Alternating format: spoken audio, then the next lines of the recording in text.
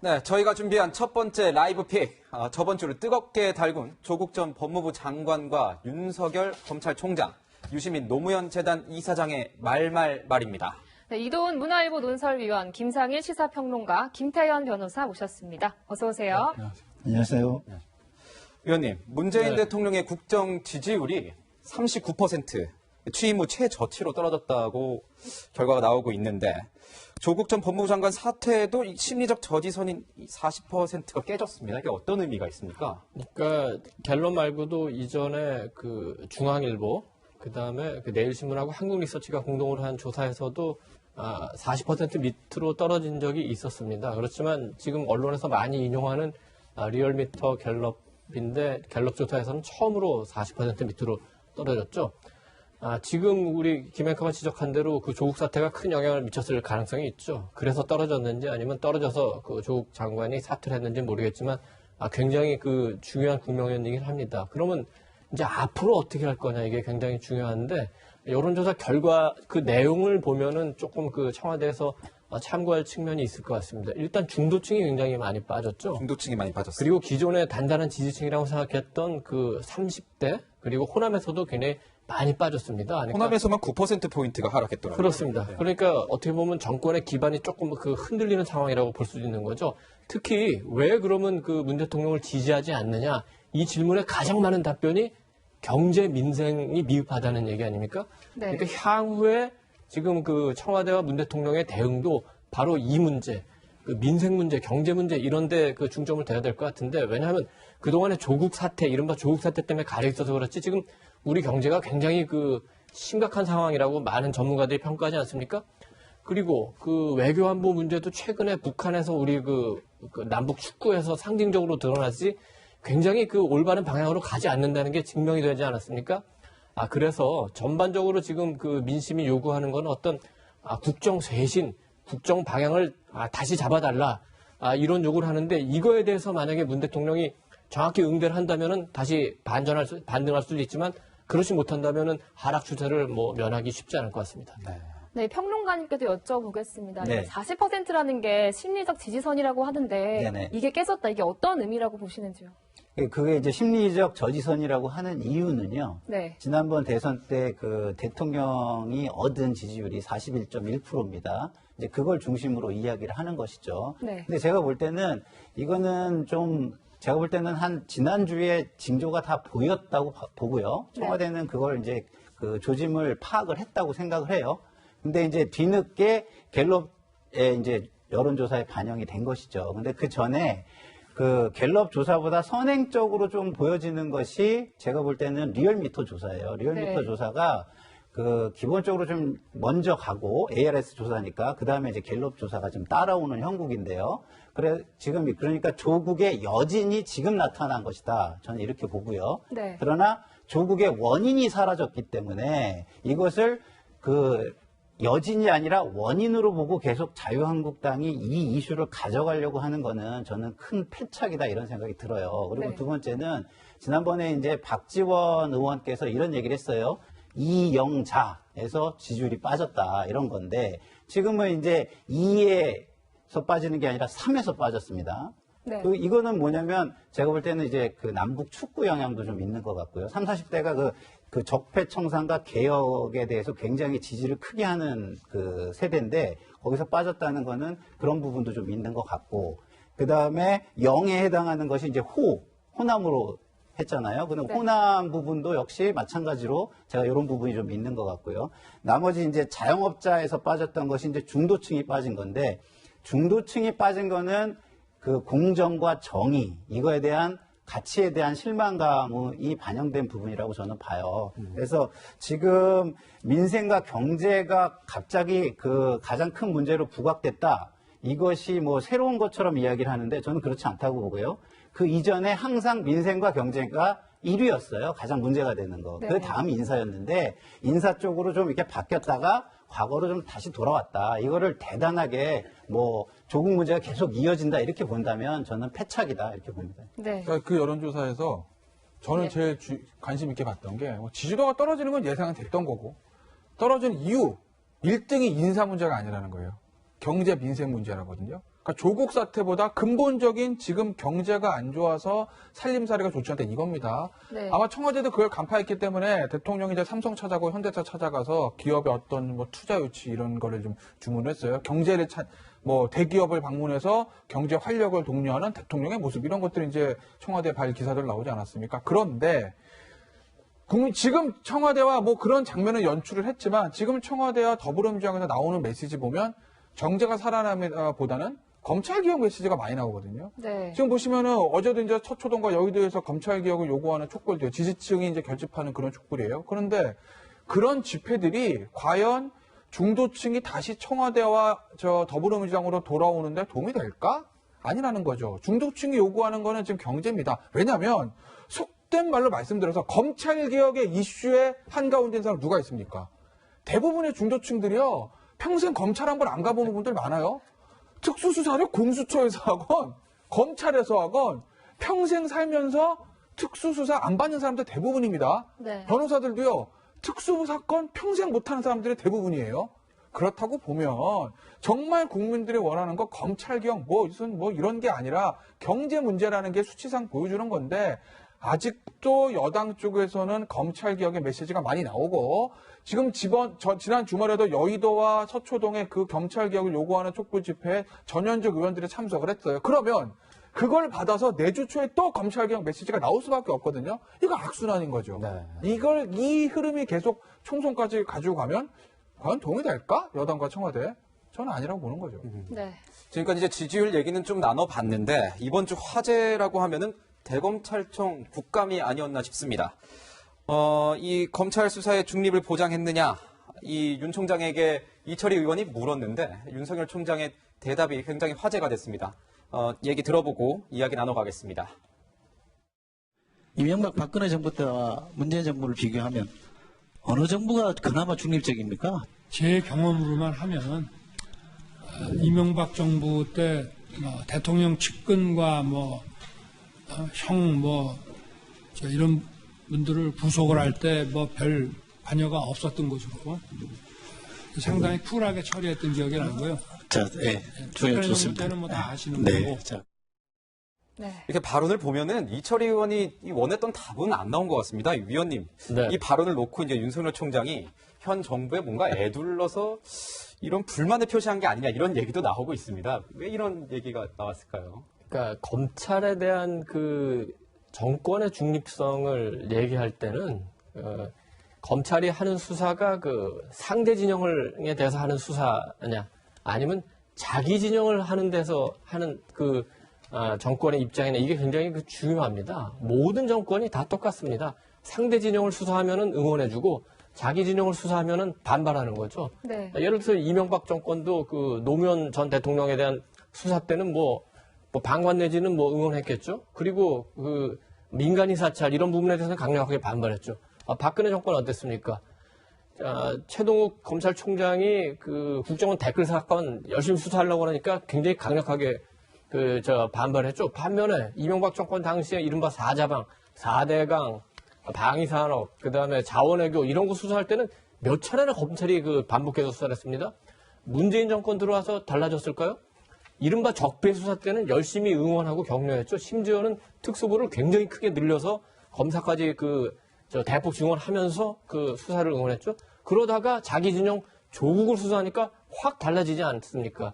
다 똑같습니다, 정권마다. 근데 문재인 정권은 그게 아닌 것처럼 주장을 하니까 많은 사람들로부터 위선이란 지적을 받는 건데, 지금 윤석열 총장이 검찰 각 국감에서 얘기하는 거는 이제 자기의 개인적인 입장이겠죠.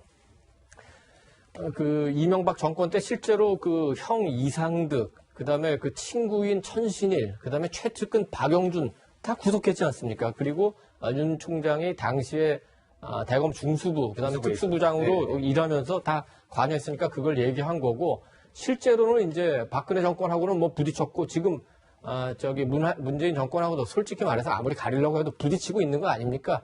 그럼에도 불구하고 쭉 얘기를 하려고 그랬는데 어쨌든 이철희 의원이 중간에서 끊었고 끝까지 답변을 못했고, 그렇기 때문에 대검에서는 오해 소지가 있다고 보고 다음날 사실은 문재인 정권까지 얘기하려고 그랬는데 얘기를 다 못했다 이렇게 해명을 한 것 같습니다. 네. 네, 맞습니다. 당시 이 국감장에서의 발언이 논란이 되면서 이 대검에서는 또 해명을 내놓기도 했는데요. 또 한 가지 이제 화제가 됐던 발언이 있습니다. 자신의 정무 감각에 대한 이야기였는데요. 이야기 먼저 듣고 또 이어가겠습니다. 지금까지 검사로서 윤석열 변한 게 있습니까? 전혀 없다고 자부하지요. 자부까지는 몰라도 정무 감각이 없는 거는 예나 지금이나 똑같은 거. 그러니까 정무 감각 없이 검사로서 항상 동일한 원칙, 동일한 기준과 잣대를 가지고 정말 증거와 진실을 쫓아서 수사했다고 자부하지요. 하여튼 그러기 위해서 노력은 했습니다. 네, 변호사님. 야. 정무 감각이 없다고 또 보이지도 좀 않는 것 같은데 네. 어떻게 보십니까? 근데 저는 사실 개인적으로 검찰총장은 정무감각 필요하다고 봐요. 네. 수사검사는 없는 게 맞아요. 왜냐하면 총장이랑 자리는 수사하는 게 아니라 조직의 장이거든요. 그냥 검찰이라는 조직 자체가 정치 바람을 탈 수밖에 없는 조직이니까 거기서 조직을 보호하고 수사를 법과 원칙대로 하기 위해서는 검찰총장의 정무감이 좀 있어야죠. 그러니까 정무감이 필요하다는 게 예를 들면 뭐 정권에 줄대고 예를 들면 현 정권이 힘이 셀 때는 반대 진영 막 하다가 현 정권이 힘이 약해. 자, 그럼 이제 캐비넷 열어가지고 현 정권 실세를 해볼까? 뭐 이런 정부 감각이라는 게 아니라 네. 정치권의 흐름들을 좀 알고 있어야 조직을 보호할 수 있거든요. 그러니까 선한 의미의 저는 정부 감각 필요하다고 보는데 윤석열 총장이 정부 감각이 있는지 없는지 저는 개인적으로 만나보지 못해서 알 수는 없으나 두 가지만 말씀드리면 어제 국정감사장에 있었던 모습은 저는 윤석열 총장과 완승이라고 봅니다. 왜냐하면 박지원 의원도 며칠 전 됐죠? 네. 내가 정치 구단이라고 하는데 총장 10단한테 졌다가 얘기하지 않습니까? 검사 그거 10단에 졌다. 검사 10단. 예. 그거 보면 정무 감각 대단한 사람이라고 보고 그리고 어제 그 정무 감각이 나는 예나 지금이나 없다. 그 얘기는 무슨 얘기를 하고 싶은 거냐면 내가 예전에 정무 감각 있었으면 박근혜 전 대통령 그렇게 했겠어요? 네. 그러니 저는 그때 인사 물먹은 거 아니겠습니까? 지금도 똑같이 없어요. 그러니까 여당 쪽에서 저보고 정치검찰 하는데 그거 아니고요. 저는 그냥 검사로서 법과 원칙대로 하는 거예요. 그러니 앞으로 저한테 정치검찰 얘기 하지 마세요. 이걸 하고 싶어서 정무 감각이 없다고 얘기한 겁니다. 그러니 그 자리에서 그렇게 애둘러서 그런 표현을 예나 지금이나 정무 감각 없다고 딱 치고 나오는 거 보면 실질적으로 정무 감각이 대단한 사람인 거죠. 네. 이게 조국 장관 사태 이후에 이제는 공수처 설치에 대한 여야의 논의가 이게 뜨거운 감자로 떠오르고 있습니다. 윤석열 총장이 자신의 입장을 밝혔습니다. 공수처장 대통령이 마음대로 뽑을 수 있어요. 뭐 인사추천위원회 이거는요 문재인의 홍익검찰 탄생이에요. 괴물입니다. 근데 7명 중에서 6명이 찬성을 해야지만 추천을 할 수가 있어요. 어떻게 대통령이 마음대로 합니까? 어떤 부패 대응 역량이 강화된다면은 새로운 부패 대처 기구의 설치에 대해서 반대하지 않는다는 그런 입장을 가지고 있습니다. 공수처장과 검사의 선임에 대해서 국회가 인사로 통제를 하면은 저게 좀 문제가 없지 않겠나 그런 생각을 하고 있습니다. 평론가님, 네. 여기 보면은 윤석열 총장이 반대하지는 않는다 이런 입장을 밝혔는데 여야는 좀 갈리고 있지 않습니까? 그렇습니다. 이거 어떻게 되고 있는 겁니까 상황이? 그러니까 윤석열 총장의 정무 감각이 다시 한번 빛이 나는 것이죠. 그러니까 윤석열 총장이 지금 내세우는 건 헌법주의와 민주주의를 앞에 내세우면서 계속 모든 답변을 거기에 맞추어서 하는 겁니다.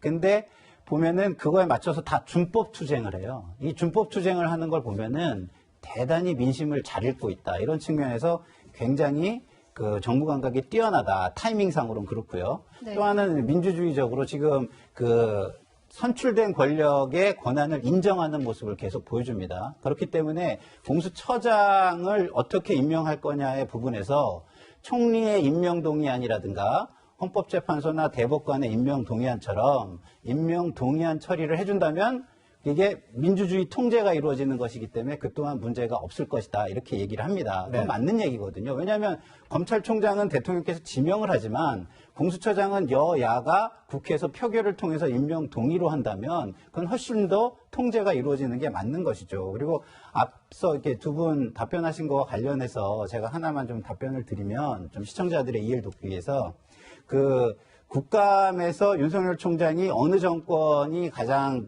중립적이었냐라는 질문에 답을 할 때 국감을 잘 모르셔서 그러는데 국감 하루 전에 모든 공무원들은요 국감 질의서를 수집하러 다닙니다. 네. 그러면은 여당 같은 경우는 질의서를 다 줘요 거의.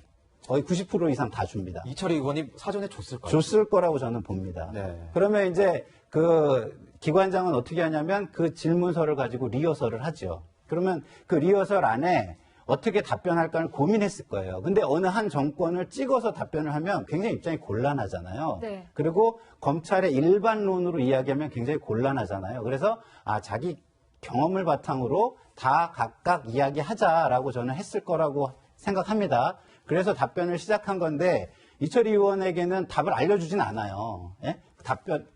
질문지를 받더라도 답변을 의원에게 알려주진 않습니다. 그런데 이철희 의원이 앞부분의 답변을 듣고 너무 당황을 한 것이죠. 그래가지고 저는 중간에 끊어서 답변을 못했다고 보고요. 그리고 총장이 얘기를 했듯이 이게 검찰의 일반적 시각이 아니라 나의 특수한 경험에서 나온 것이다. 특수통으로서 이렇게 네. 이야기를 하고 있습니다. 예. 네, 그런데 이 당시 국감장에서 이 원칙적인 입장을 고수하던 윤석열 총장이 다소 강경한 태도를 보인 적이 있는데요. 그 장면 먼저 보고 오시겠습니다. 검찰총장이 고소인이 된 사건이 있는 것 자체가 과연 적절한지 좀 더 깊이 생각해 주시기를 당부를 드리겠습니다. 이 고소가 부적절하다는 지적을 하시는 거는 좋지만 그 언론도 사과를 한다든지 근데 계속 후속 보도를 지금 했습니다. 근데 자기들은 이거를 무슨 조사를 안 했다는 식으로 얘기를 하지만 그 보도는 검찰총장이 윤중천한테 별장에서 접대받았다는 내용을 계속 그 독자들에게 인식시키는 그런 내용입니다. 명예훼손이 된 부분에 대해서는 사과한다고 공식 같은 지면에다 해주신다면은 고소를 계속 유지할지에 대해서는 한번 재고를 해보겠습니다. 위원님, 윤석열 총장의 언성이 상당히 높아졌습니다. 어떻습니까? 저 부분은 윤 총장이 좀 확실하게 하고 싶었던 것 같은데 첫째는 이제 본인의 명예가 관련됐죠. 본인이 무슨 업자의 별장 가서 접대받았다는 식의 보도가 나오니까 그거는 굉장히 받아들이기 어렵고 이미 사실관계도 뭐 상당히 그 아니라는 게 많이 드러나고 있기 때문에 확실하게 대응한 것 같고 둘째는 저 보도의 배경을 아마 생각한 것 같은데 단순한 뭐 오보 내지는 어떤 그 약간 허점이 많은 기사가 아니라 어떤 의도를 갖고 특히 그 조국 일가를 수사하는 과정에서 범 여권에서 압박을 하는 거 아닌가 이런 배경이 있다고 아마 윤 총장은 생각하는 것 같습니다. 그래서 수사를 통해서 한번 그 배경까지도 한번 밝혀보자 이런 의지도 숨어 있는 것 같아요. 일단 한겨레 신문에 사과와 일면 정정 보도를 요구했는데 한겨레 신문에서 아마 받아들일 가능성은 크지 않다고 봅니다. 그렇게 되면 수사를 하게 될 거고 수사하는 과정에서 윤 총장이 의도한 대로 그럼 왜 이런 보도가 나왔는지 그 부분이 조금 나올 수도 있는 상황이 될 것 같습니다. 네, 이번 주를 또 핫하게 달군 인물이죠. 저번 주부터 계속 핫하게 달구고 있는 것 같은데 유시민 노무현 재단 이사장 얘기도 나눠야 될 것 같습니다. 유 이사장이 KBS에 이어서 이번에는 JTBC의 목소리를 냈습니다. 먼저 이야기를 듣고 이야기 이어가도록 하겠습니다. 이번 조국 사태의 과정에서는 JTBC가 별로 다르지 않았거든요. 그래서 엄청난 비난을 지금 일부 받고 있는 건데 엄청나게 실망을 하고 배신감을 느껴서 JTBC를 접촉했어요. 손 사장님이 아실지 모르겠는데 JTBC를 해보려고 접촉하다가 안 됐대요. 보면은 변호사님, JTBC를 비판한 이유 콕 집어서 손석희 사장까지 얘기를 했어요. 이유가 뭘까요? 저는 유시민 사장의 언론관이 참 궁금합니다. 저희도 여러 언론 매체를 보면 제가 특별히 말씀을 안 드려도 보수 언론, 진보를 나눌 수 있어요. 속된 말로 친여 언론, 반여 언론 나눌 수 있습니다. 그건 언론이라는 거는 기본적인 어떤 그 흐름들이 있는 거니까 그건 좋은데 지금 유시민 이사장의 얘기는 친여 언론이고 진보 언론인데 왜 속된 말로 조국 사태에서 조국 전 장관을 감싸지 않았지? 이거거든요. 그러니까 어떤 면에서 보면 KBS에 대해서 유시민 이사장이 강하게 했던 것도 그런 부분일 거예요. 공영방송이잖아. 그러면 여당을 감싸야 될 거 아니야. 왜 근데 조국 전 장관을 속된 말로 그렇게 디스하는 기사를 쓰는 거야. 그래서 거기에 대한 반감이 엄청 컸던 거예요. 아마 보수 언론에서 그랬으면 그 정도는 안 했을 수도 있어요. 네. JTBC에 쿡 찍습니다. 야, JTBC 니들 태블릿 PC를 총 터트린 데잖아. 적폐청산에서 선봉을 섰던 데잖아. 진보 언론의 상징 같은 손석희 사장이잖아. 그런데 왜 조국 전 장관 사태에서 조국 전 장관 감싸지 않았던 거 이거거든요. 그럼요. 언론이 보수 언론, 진보 언론 있습니다. 그럼 보수 언론은 보수 정권에서 무슨 문제 생기면 덮어야 됩니까? 진보 언론은 진보 정권에서 문제 생기면 덮어야 됩니까? 그러니까 언론의 기본 사명이 아니거든요. 그렇기 때문에 유시민 이사장의 저 발언들은 과연 유시민 이사장이 언론을 어떻게 보고 있는가? 라는 걸 단적으로 좀 나타내준 말이죠. 네, 이렇게 한 줄을 뜨겁게 달궜던 윤석열 총장의 말말말과 또 유시민 이사장 발언의 배경까지 짚어봤습니다.